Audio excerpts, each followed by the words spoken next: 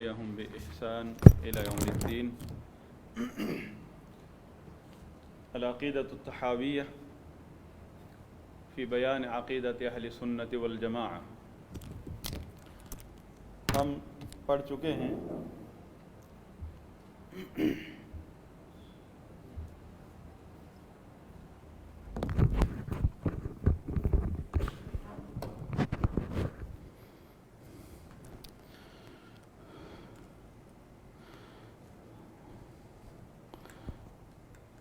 توحید کی تین اقسام اور امام طحاوی کا فرمان ہے لا شیء مثلہ. ہم یہاں پہنچے ہیں.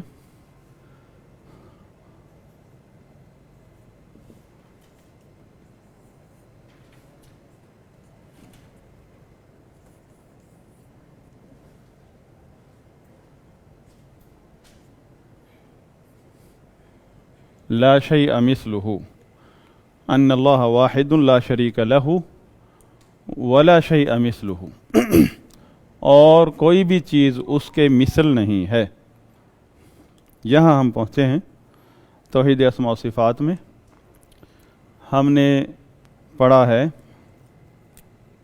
کہ توحید کی ایک اور قسم ہے باعتبار خبر والانشاء، کہ قرآن کی جب ہم تلاوت کریں گے اور احادیث کا جب مطالعہ کریں گے، اللہ کے نبی صلی اللہ علیہ وسلم کی فرامین کا، تو ہمیں اللہ کے بارے میں بہت کچھ معلومات ملیں گی.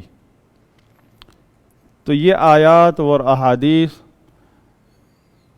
جس ہم تلاوت کرتے جائیں گے، ہمیں کبھی حکم ملے گا کسی چیز کا جس کا تعلق توحید سے ہے، کبھی ہمیں صرف بتایا جائے گا اللہ کے بارے میں، اللہ کے افعال کے بارے میں، اللہ کے اسماء و صفات کے بارے میں، اور کبھی ہمیں حکم دیا جائے گا اور منع کیا جائے گا.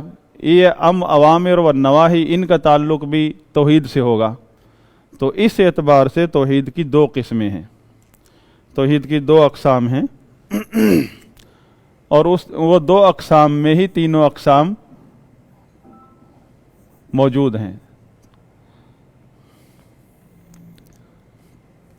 اور یہ تقسیم، یہ اہل علم کا انداز بیان توحید کا اگر آپ سمجھ لیتے ہیں تو بعد کی زندگی آپ کی مطالعے کی زندگی ہے، محنت کی زندگی ہے. ساری زندگی کلاس روم میں نہیں بیٹھتے، تو بعد میں ایک وقت آتا ہے کہ پھر کلاس روم میں بیٹھنا فضول ہو جاتا ہے آدمی کا. اس کے بعد اس کا کام ہوتا ہے کہ محنت کرے، آگے مطالعہ کرے، کیونکہ اس کو اللہ تعالیٰ نے اتنی سمجھ عطا فرما دی ہے کہ وہ اہل علم کا کلام سمجھ سکتا ہے اور آگے پہنچائے. یہ کام ہے پھر، کیونکہ طلب علم کا جو اصل مقصد ہے اور جو کہ اخلاص میں آتا ہے، اس کے علاوہ اخلاص نہیں ہے، وہ ہے رفع الجہل عن نفسی.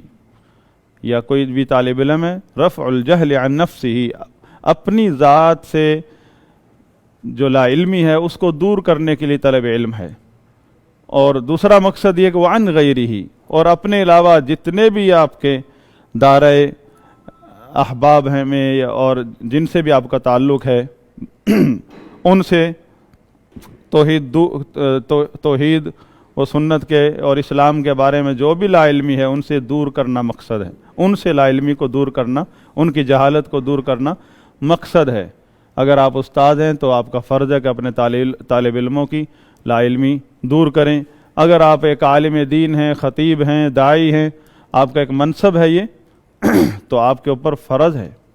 اگر آپ ایجوکیشن فیلڈ سے تعلق رکھتے ہیں تو آپ کے اوپر فرض ہے، خاص طور پہ اس سبجیکٹ میں جو آپ کا تخصص ہے، اور عام طور پر اسلام کے بارے میں، توحید و سنت کے بارے میں جو ایک شرعی کنسیپٹ ہے اس کو کلیئر کرنا آپ کا فرض ہے. سب سے پہلے اپنی ذات، قوا انفسکم واہلیکم نارا، سب سے پہلے آپ بذات خود ہیں، اور اس کے بعد آپ کے جتنے بھی متعلقہ لوگ ہیں.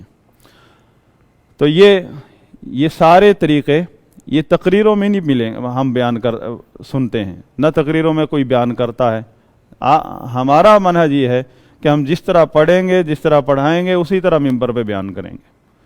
وہاں کوئی فنکاری نہیں دکھائیں گے کہ فن خطابت میں یہ بات بیان کرنا ہماری شان کے خلاف ہے. فن خطابت ہے نا ایک، اس میں بہت ساری چیزیں نہیں آتی ہیں.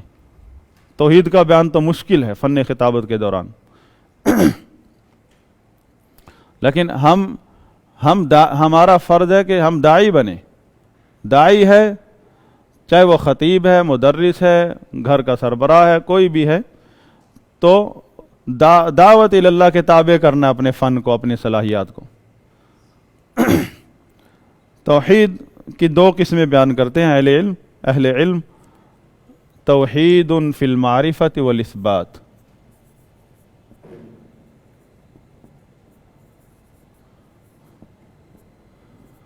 توحید فی المعرفۃ والاثبات. اور دوسری قسم ہے توحید فی الطلب والقصد.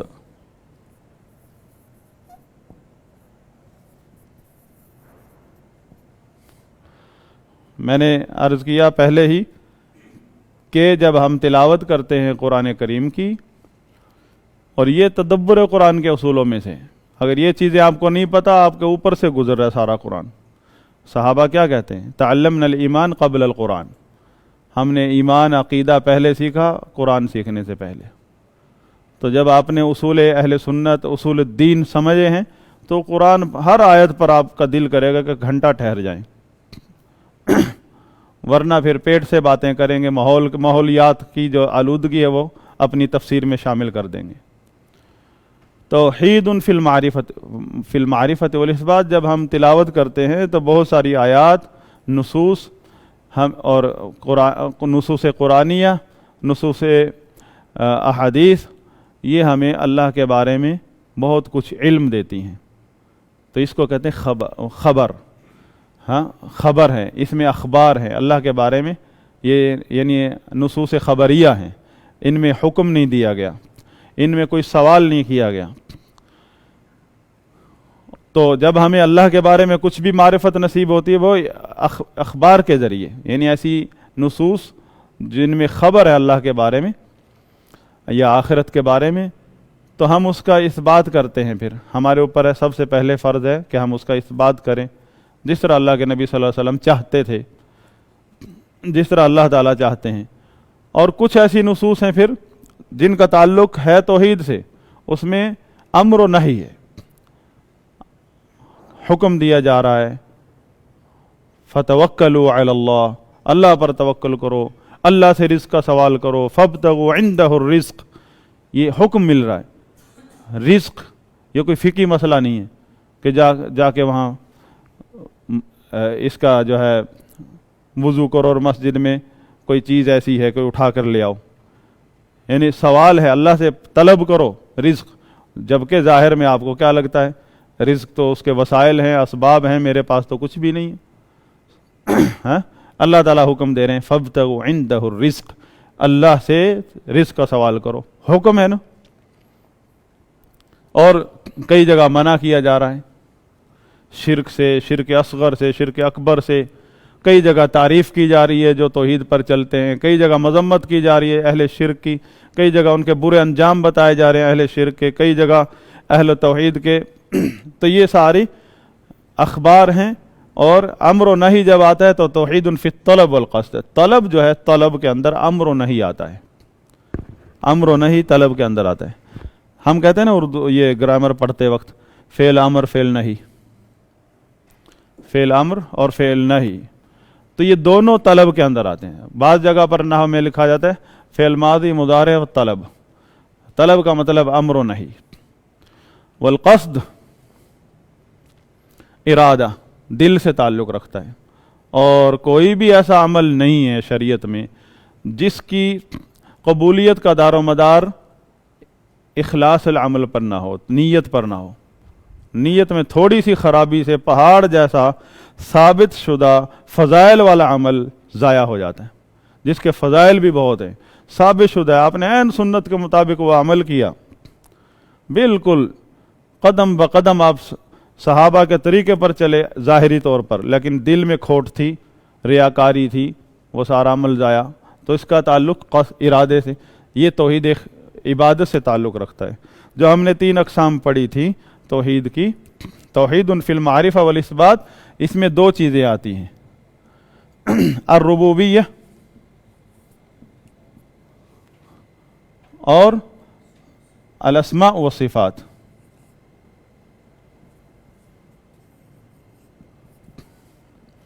ربوبیت اور اسماء و صفات کے بارے میں جتنی بھی احادیث ہیں ان میں اخبار ہیں، احادیث و آیات، وہ ان میں امر نہیں ہے، اخبار ہے، خبر ہے اللہ کے بارے میں، اللہ کے ناموں کے بارے میں، اس کی صفات کے بارے میں، اس کے افعال کے بارے میں اخبار ہیں. آپ تلاوت کرتے جائیں گے، آپ کو اگر اس کے عقیدہ اہل سنت کا علم ہے اور جتنے باطل عقیدے ہیں اس کے بارے میں جنہوں نے پوری امت کو تباہ کر کے رکھ دیا ہے، آپ کو علم ہے تو قرآن پڑھتے ہوئے آپ کا سینہ کھلتا چلا جائے گا. اور اگر آپ بدقسمتی سے اس علم سے محروم ہیں تو 10 دفعہ بھی ختم کر لیں دورہ تفسیر، آپ کو ذرا بھی اس کے نور سے نور کی برکت نہیں نصیب ہوگی، قرآن کے نور سے. اور یہ توحید فی الطلب والقصد، اس میں ہے توحید عبادت، الالوہیہ، یا کہہ دیں گے العبادہ. یہ سارے افعال العباد ہیں، ان کا تعلق توحید فی الطلب والقصد، اس کا تعلق افعال العباد سے ہے. بندوں کے افعال کا ذکر ہے یہاں بس، کہ ان کو خالص کرنا ہے اللہ کے لیے. اور اس کے اندر یہ جو توحید ہے اس کے اندر 3 چیزیں ہیں، افعال الرب، افعال الرب، اللہ رب العزت کے افعال، و اسماؤہ و صفاتہ، 3 چیزیں ہیں، افعال، اسماء، صفات اللہ تعالیٰ کی. اور ہم نے توحید کی 3 اقسام پڑھی تھی، الگ الگ تعریف بھی سمجھی تھی کہ توحید ربوبیت کیا کہتے ہیں، اللہ تعالیٰ کو اس کے افعال میں ایک ماننا. توحید اسماء و صفات کیا ہے، اس بات کرنا ہے اللہ کے ناموں کا اور اس کی صفات کا بغیر کسی تعطیل کے. کسی صفت جو ثابت شدہ ہے اس کو معطل نہیں کرنا، کہ ہم یہ نہیں کہنا نہ اللہ کی ایسی صفت نہیں ہے، اللہ تعالیٰ عرش پر نہیں ہے، نعوذ باللہ، اللہ تعالیٰ آسمان دنیا پر نازل نہیں ہوتے. یہ اہل بدعت کا عقیدہ ہے. ثابت شدہ نصوص کی میں ثابت شدہ صفات فعلیہ یا ذاتیہ، ان کا انکار کرتے ہیں، اس کو معطل کر، تعطیل کہتے ہیں، ہم تعطیل کہتے ہیں اسے. اور پھر ان عبارتوں کی تحریف کرتے ہیں، اسے وہ کہتے ہیں تو تعویل ہم نے بمعنی تفسیر کی ہے. تو اہل سنت کہتے ہیں نہیں، بغیر کسی تعطیل کے، بغیر کسی تعویل کے ہم ان تمام ناموں کو اور صفات کو مانیں گے جو قرآن و حدیث میں ہیں، ان کا اثبات کریں گے. اہل سنت اثبات کرتے ہیں اور اہل بدعت نفی کرتے ہیں، اس لیے اہل بدعت کو نفات کہتے ہیں، النفات. ولا تکییف ولا تمثیل، دوسری چیز یہ ہے کہ بغیر کسی کیفیت بیان کیے اور بغیر کسی مماثلت، کسی چیز کے ساتھ مماثلت بیان کیے اللہ تعالیٰ کی کسی بھی صفت کی، چاہے وہ فعلی صفت ہو یا ذاتی صفت ہو، اس کی نہ ہم کیفیت بیان کر سکتے ہیں، نہ اس کی کسی مخلوق سے مماثلت بیان کر سکتے ہیں. اس دونوں چیزوں کی بھی نفی. اس بات کرتے وقت یہ 4 چیزیں ان کی نفی کرنی ہے، تعطیل اور تعویل، تکییف اور تمثیل. تو اس توحید کو، یہ جو توحید ہے توحید فی المعرفہ والاثبات، اسے کہتے ہیں سادہ انداز میں التوحید العلمی الخبری،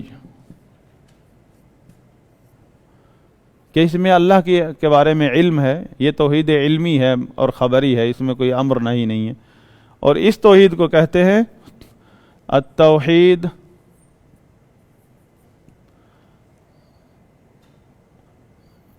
الارادی الطلبی.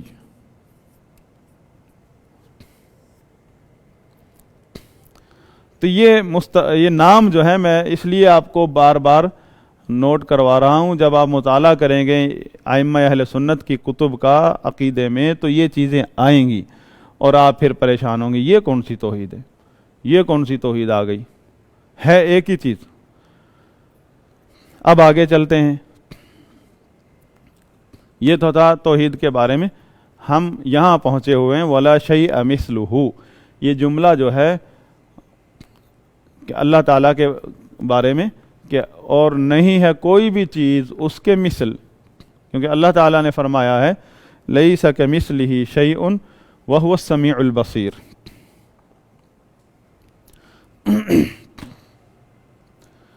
تو توحید اسماء و صفات میں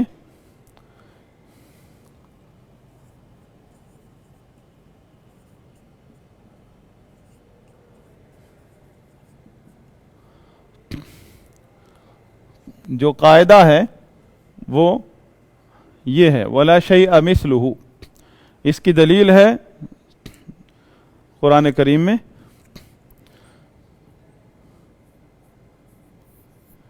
لیس کمثلہ شیء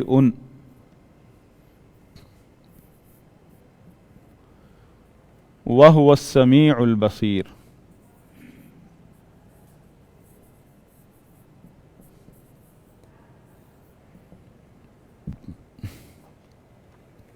دیکھیں اب دو حصے ہیں، اس میں نفی ہے لیس کمثلہ شیء اور اس میں اس بات ہے وہو السمیع البصیر۔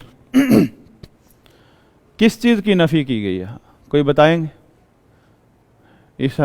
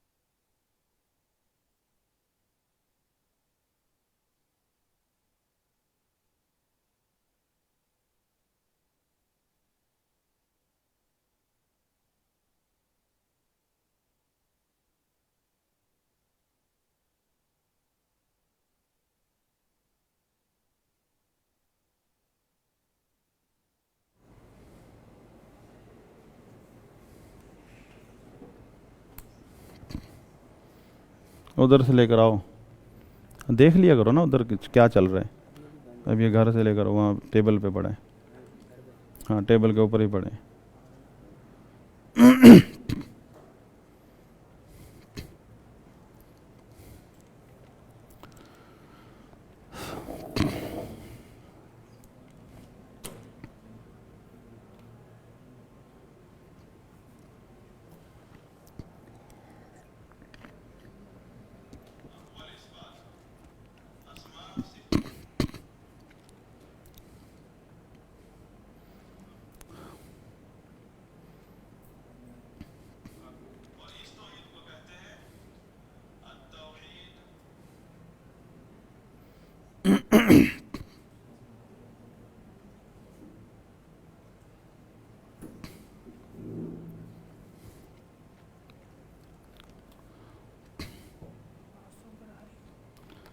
ابھی ختم ہوئی، بند ہوئی ہے.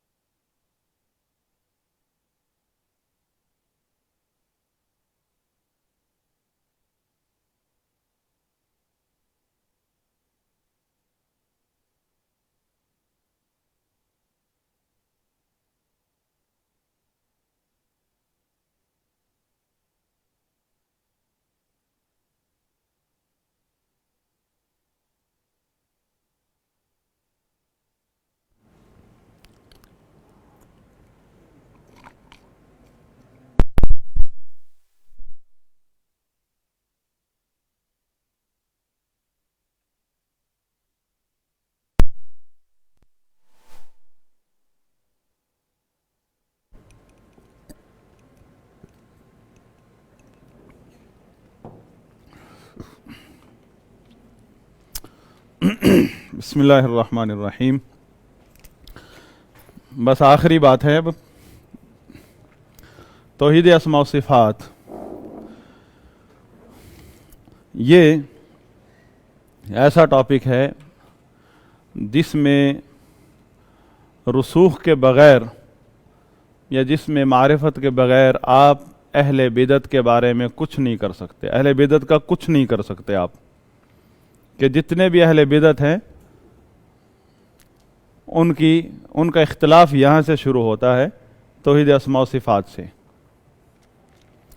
तौहीद अस्मा व सिफ़ात में अहले सुन्नत के जो मुखालिफीन हैं वो दो तरह के हैं। लैसा कमिस्लिही शैउन, इसमें रद्द है एक गिरोह का, वह हुवा समीउल बसीर, इसमें दूसरे गिरोह का रद्द है। दो साइड्स हैं, बीच में अहले सुन्नत हैं। तो लैसा कमिस्लिही शैउन, इसमें रद्द है मुशब्बिहा का, अल मुशब्बिहा, जो हमने कहा था ना तारीफ पढ़ते हुए तौहीद अस्मा व सिफ़ात की, वला तकयीफ़िन वला तमसील, ना तो किसी भी नाम और सिफ़त की जो कि कुरान और हदीस में साबित है उसकी कोई कैफियत बयान करते हैं हम, और ना ही उसमें कि उन अल्लाह ताला को उसके अस्मा व सिफ़ात में किसी के साथ मुमासलत देते हैं, किसी भी मखलूक के साथ। तो एक गिरोह है जो है मुशब्बिहा है, जो तशबीह देते, इस बात करते हैं, तमाम अस्मा व सिफ़ात का इस बात करते हैं, लेकिन अल्लाह ताला की अस्मा व सिफ़ात में वो कैफियत और तमसील से परहेज़ नहीं करते, बिला झिझक अल्लाह की मुमासलत मखलूक से करते हैं, तशबीह देते हैं। तो उनका रद्द है इसमें, और अहले सुन्नत उनका रद्द करते हैं। अहले सुन्नत जो है ऐसे लोगों का रद्द करते हैं। वह हुवा समीउल बसीर, इसमें दूसरा गिरोह है क्योंकि इसमें अस्मा व सिफ़ात का इस्बात है, तो अहले बिदत के अक्सरियत वो अस्मा व सिफ़ात में नफ़ी के मुर्तकिब हैं, तातील के मुर्तकिब हैं। और उनके चार गिरोह हैं जहाँ से आगे सिलसिला चलता है, उनका रद्द है, चाहे वो एक सिफ़त का कोई इनकार करे या सारे अस्मा व सिफ़ात का इनकार करे, सबका इसमें रद्द है। वह हुवा समीउल बसीर। तो वो जो फ़िरक़ा है, जो गिरोह है, उसको हम मुअत्तिला कहते हैं, अल मुअत्तिला,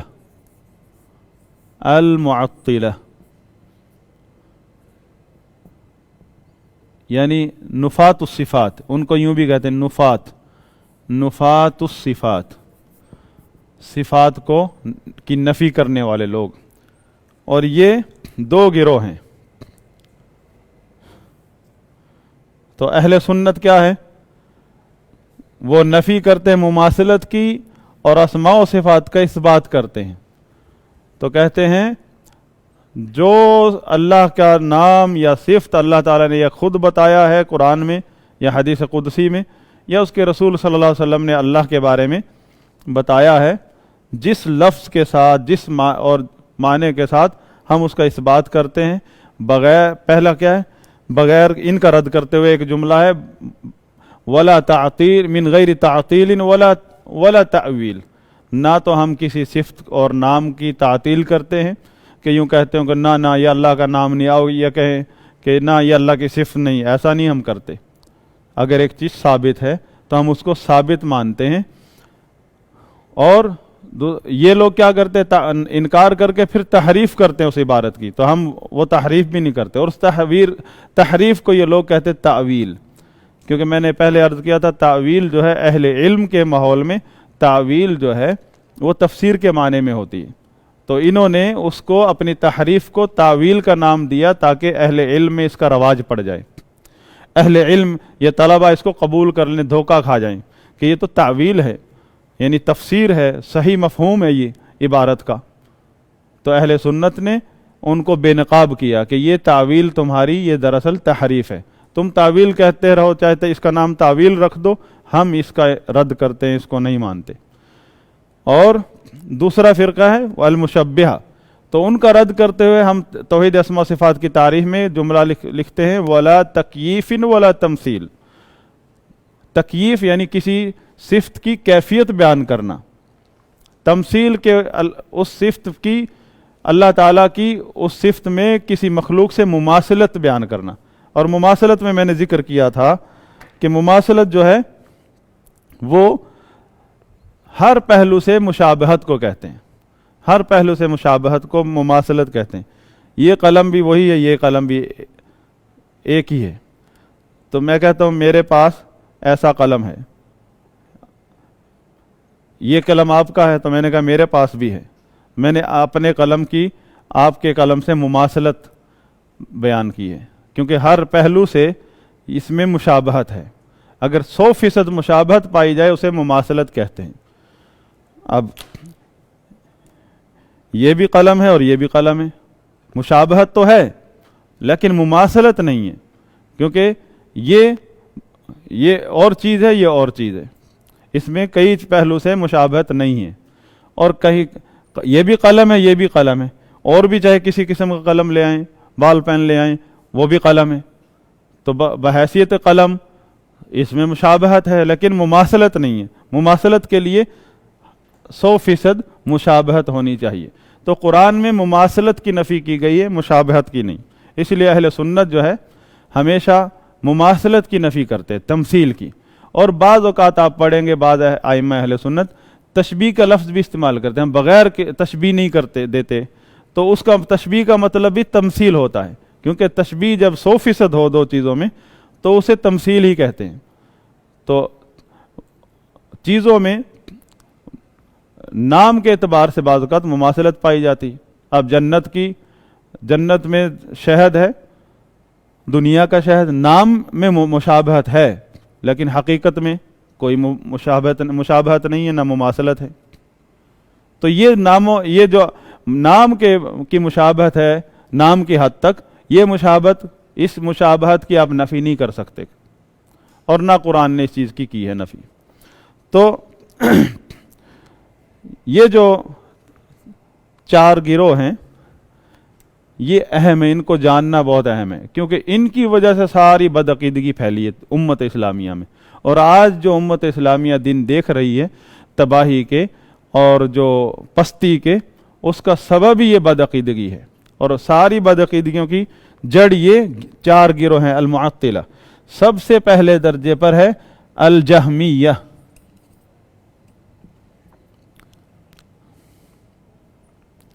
یہ کیا کرتے ہیں؟ اسماء و صفات دونوں کی نفی کرتے ہیں.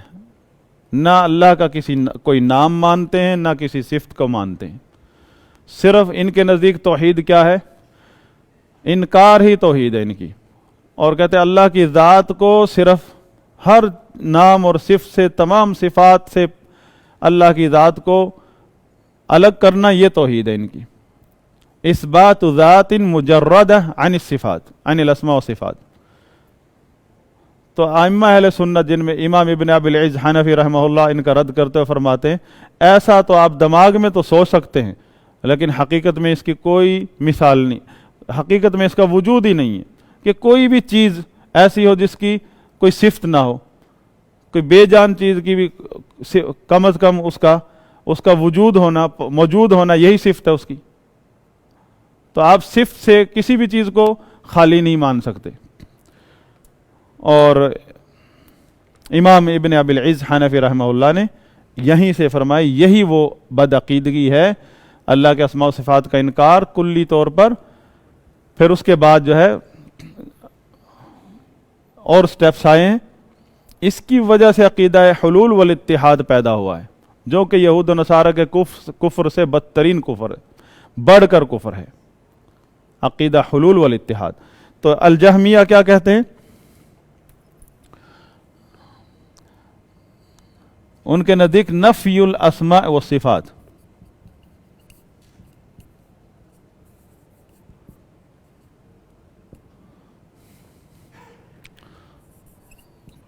کلھا، سب کے سب اسماء و صفات ان کے نزدیک جائز نہیں ہے ان کو ماننا. وہ کہتے ہیں اسماء و صفات مخلوق ہیں. تو اس کا سبب آپ تفصیل سے ہم بعد میں ایک چیپٹر آئے گا عقیدہ طحاویہ میں، وہاں پھر آپ کو مزید سمجھ آئے گی کہ اس کے پیچھے کیا ہے۔ دوسرا گروہ ہے المعتزلہ۔ المعتزلہ یہ کیا ہے؟ یہ اللہ کے تمام ناموں کا اس بات کرتے بغیر صفات کے۔ تو ہم نے پہلے کہا کہ کوئی بھی اللہ کا نام ہے اس میں صفت بذات خود ثابت ہو جاتی ہے، تو کہتے ہیں اللہ سمیع ہے بغیر سم کے، اللہ قادر ہے بغیر قدرت کے، اللہ علیم ہے بغیر علم کے، نفی کرتے ہیں، اور یہ نفی ان کے نزدیک توحید ہے۔ اس کا بھی سبب ہے ان کے ہاں، وہ اپنے آپ کو حق پر سمجھتے ہیں، وہ کہتے ہیں ہم توحید پر ہیں۔ المعتزلہ ان کا عقیدہ ہے نفی الصفات دون الاسماء، بغیر یعنی اسماء کے علاوہ صفات کا انکار، صرف نفی کرنا۔ تیسرا گروہ ہے الاشاعرہ والماتریدیہ۔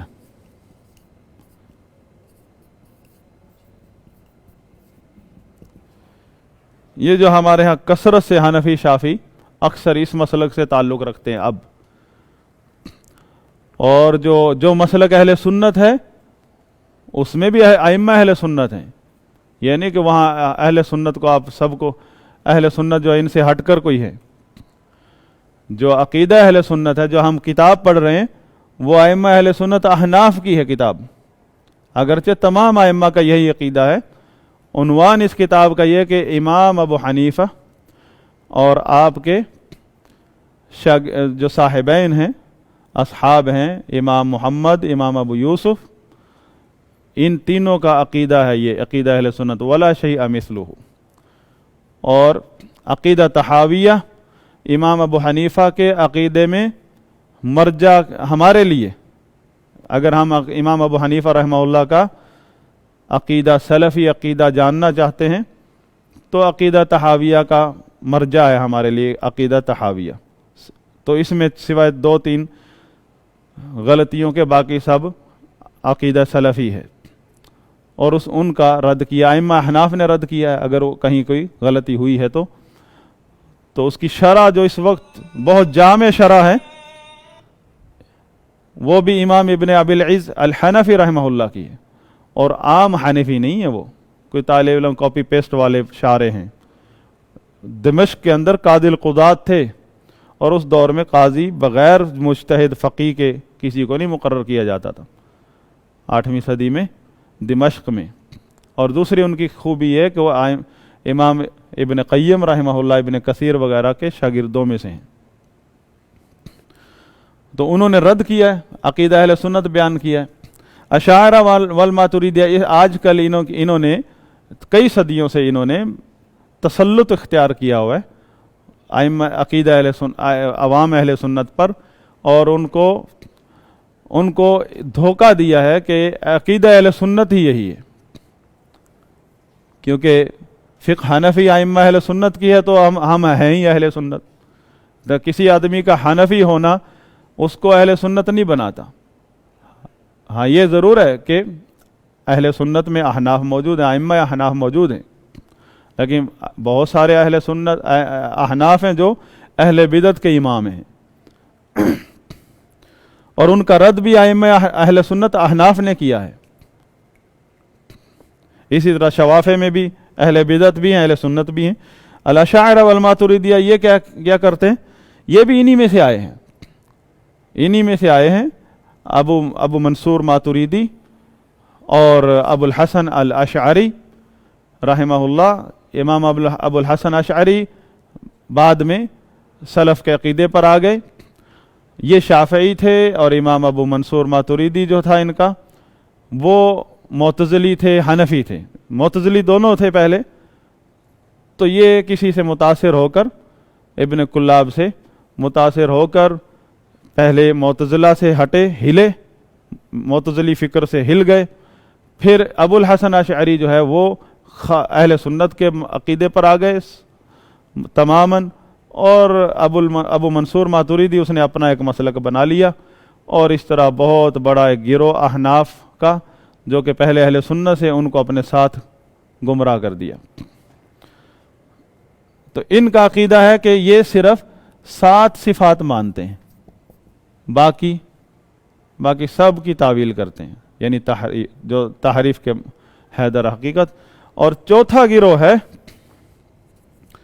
المتفلسفہ، جو فلسفی بنتے ہیں۔ یہ دراصل فلسفی کیا ہوتا ہے؟ فلاسفہ، ہاں یہ کیا ہوتا ہے؟ یہ اصل میں کفار سے آیا ہے یہ گروہ۔ کفار میں ان کے 3 گروہ موجود ہیں، اہل غیر مسلمین میں، اور چوتھا گروہ مسلمانوں میں اسلام کی طرف منسوب ہے، اہل سنت نے اس کی بھی تکفیر کی ہے۔ چوتھے گروہ جو چوتھا مسلمان بنتا پھرتا ہے اس کی بھی اہل سنت نے تکفیر کی ہے۔ وجہ کیا ہے؟ تو ایسے گمراہ کن عقائد لائے جیسے اہل بدعت نے کبھی سوچے بھی نہیں ہوں گے۔ یہ کہتا ہے کہ ہم نہ نفی کرتے ہیں نہ اس بات کرتے ہیں، نفی کا بھی انکار کرتے ہیں، اس بات کا بھی انکار کرتے ہیں۔ کیوں جی؟ کہتے ہیں کہ اگر ہم نے نفی کر دی تو ہم نے جو ہے اللہ کو تشبیہ دے دیا کسی معدوم سے، اور اگر ہم نے اس بات کر دیا تو پھر مخلوق سے تشبیہ ہوتی ہے۔ وجہ کیا؟ ان سب نے رسول عقل کو بنایا ہے، عقلانی ہیں سارے، اور یہی وجہ ہے عقل کو مقدم رکھتے ہیں نصوص پر۔ تو یہ کہتے ہیں لا نفی ولا اثبات، لا نفی ولا اثبات۔ کہے گا اللہ موجود ہے، اللہ غیر موجود ہے، اللہ حی لا حی، اس بات کرے گا، پھر اس کے یعنی اس بات اور نفی اس چیز کی بیک وقت نفی کرے گا دونوں کی۔ اور یہ جتنے بھی اہل بدعت ہیں ان کے نزدیک توحید ہے ہی ان کا نفی کا نام۔ اہل سنت میں اور اہل بدعت میں فرق اس چیپٹر میں کیا ہے؟ اس بات اور نفی کا ہے۔ اہل سنت اس بات کرتے ہیں اور اہل بدعت نفی کرتے ہیں۔ یہ جو 4 گروہ ہیں ان کی وجہ سے 2 عقیدے پیدا ہو گئے اللہ کے بارے میں، بس یہ اہم چیز ہے، 2 عقیدے پیدا ہو گئے۔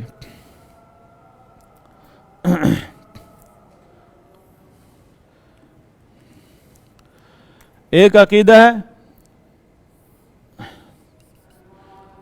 اللہ لا مکان، دوسرا عقیدہ ہے اللہ فی کل مکان۔ ہاں، ان 4 گروہوں کی وجہ سے، ان کے اختلاط سے امت کے اندر پھر جو اللہ کے بارے میں جو معرفت کے نام پر جو ایک جہالت پیدا ہوئی، بدعقیدگی، یہ جو عقلانی ہے، فلسفی یا متکلمین میں آتا ہے شمار، جن کا ہوتا ہے اشاعرہ والماتریدیہ، معتزلہ، اللہ لا مکان۔ اور اس کے پیچھے ان کے عقلی اصول ہیں جو کہ فلسفہ یونان سے ماخوذ عقلی قوانین ہیں، ان کی بیس پر اللہ کے بارے میں تدبر کرتے ہیں۔ اگر قرآن و حدیث کے اصولوں دلائل کی بیس پر اگر آپ تدبر کرتے ہیں تو اسے وہ تقلید کہتے ہیں، اور وہ یہ تقلید حرام ہے ان کے نزدیک، تقلید حرام ہے۔ اور تقلید کا مطلب ہے قرآن و حدیث میں تدبر کرنا اللہ کے بارے میں۔ وہ کہتے ہیں اللہ کے بارے میں تدبر کرو، اگر آپ کے پاس باپ دادا سے گھر سے کوئی اللہ کے بارے میں عقیدہ معلوم ہو اس کو بھی ڈیلیٹ کر دو دماغ سے، اور ایک بالکل جاہل بن کر اللہ کے بارے میں وہ اصول پڑھ لو، فلسفی اصول، ان کا علم حاصل کرو، اس کی بیس پر آپ اللہ کے بارے میں تدبر کرو مخلوقات میں۔ اور کیا ثابت کرنا ہے؟ ہم نے پہلے پڑھا تھا کہ یہ ثابت کرنا ہے کہ یہ پہلے ثابت یہ کرنا ہے کہ یہ مخلوق ہے، اور پھر یہ ثابت کرنا ہے کہ اس کو اللہ نے پیدا کیا ہے، اس کا اس میں کوئی شریک نہیں ہے، بس توحید پوری ہو گئی۔ تو ابو جہل سے پہلے دن ہی پوچھ لو کس نے پیدا کیا، سارے مشرکین نے کہا اللہ۔ کون سی کتاب میں ہے ان کی کوئی کتاب نہیں، اللہ تعالیٰ نے آسمان سے نازل فرمایا ان کا عقیدہ مشرکین کے بارے میں، کہ جب پوچھو توحید کے جو بڑے بڑے اصول ہیں توحید ربوبیت کے، اس میں سب وہ صاف جواب دیتے ہیں اللہ، اس کا کوئی شریک نہیں ہے اس میں۔ फी कुल्ली मकान, अल्लाह फी कुल्ली मकान, अल्लाह ला मकान, ये कौन लोग हैं? इनको कहते हैं अकीद अल मुतकल्लिमीन। ये है अकीदा, अकीदतुल मुतकल्लिमीन। ये क्योंकि किताबों में आप यूं ही पढ़ेंगे मुतकल्लिमीन का अकीदा। और ये किसका अकीदा? फी कुल्ली मकान, अकीदा अस्सूफिया।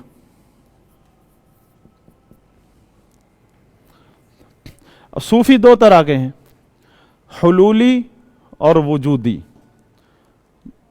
ये पढ़ा था हमने, अल हुलूली और वजूदी दो है। वहदतुल वजूद और है, अकीदतुल हुलूल और है, दो अलग अलग अकीदे हैं। अकीदतुल हुलूल कुफरी अकीदा है, उससे बढ़कर अकीदत वहदतुल वजूद है। फिर एक और इस्तिलाह पैदा कर दी वहदतुल शुहूद, जी हमने को इसको पाक कर दिया। हाँ, एक नजासत को कैसे जितना भी धो लो आप पाक हो जाएगी, उससे इनकार करना फर्ज है, उससे उस बदअकीदगी से निकलना फर्ज है। ये नहीं कि उसी की आप इस्लाह कर दोगे। जैसे हमारे भाई भी कई कहते हैं हम बिदत को सुन्नत बना लेंगे थोड़े अरसे में, लेकिन छोड़ नहीं सकते। हाँ, जो मौदूदियत या खारजियत के अफकार हमें लग चुके हैं, हम इनको सही कर लेंगे, इन्हीं को साबित कर लेंगे कुरान और हदीस से। हो सकता है आने वाले वक्त में कुरान और हदीस में दलाइल मिल जाएं, क्योंकि हम मुहक्किक हैं। और लेकिन इनको छोड़ नहीं सकते, क्योंकि ये वक्त की ज़रूरत है। जब बातिल अकीदा है उसको छोड़ना पहले फ़र्ज है। अत्तहूरु शत्रुल ईमान, पहले नज़ाफ़त पहले है, आधा ईमान मुकम्मल हो जाएगा। करने के काम सोचना बाद में, कुरान और हदीस की दलील में। वो जो बातिल का गलत काम कर रहे हैं उसको छोड़ना है। तो अकीदा सूफिया अल्लाह फी कुल्ली मकान। फिर इसने तरक्की की, इस अकीदे ने आगे तरक्की की। यह अल्लाह फी कुल्ली मकान ये हुलूल है। फिर कहा फी कुल्ली शै, अल्लाह ताला फी कुल्ली शै, ये अकीदा वहदतुल वजूद है। फी कुल्ली शै इसने तरक्की की। ये किस तरह समझ आएगा कि इन फिरकों से ये अकीदा कैसे साबित हुआ? जब आप अकीदात अस्मा व सिफात में कुछ रुसूख हासिल कर लेंगे, कुछ पढ़ लेंगे। अभी तो सिर्फ हमने पॉइंट्स पढ़े हैं, सुर्खियाँ पढ़ी हैं। हाँ, खबरों की सुर्खियाँ, तफासिल नहीं आई अभी कि क्या कहते हैं, इनके दलाइल क्या हैं, अहले सुन्नत इनका रद्द कैसे करते हैं। ये जब हम पढ़ेंगे फिर आपको अकीदा अहले सुन्नत पर एतमाद भी होगा, और एक हलावत ईमान जो होती है ना, अकीदे की लज्जत, वो भी नसीब होगी। अल्लाह से दुआ है कि अल्लाह ताला हमें सलफ़ सालिहीन आइम्मा अहले सुन्नत का अकीदा सीखने की और उसमें रसूख हासिल करने की तौफीक अता फरमाए, और इसकी तबलीग करने की तौफीक अता फरमाए। सुब्हानक अल्लाहुम्मा व बिहम्दिका अशहदु अल्ला इलाहा इल्ला अंता अस्तगफिरुका व अतूबु इलैक। वो भी आगे पढ़ेंगे।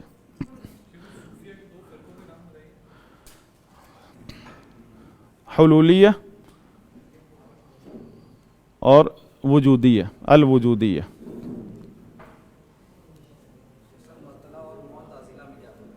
कौन कौन? मुअत्तिला, उन्हीं मुअत्तज़िला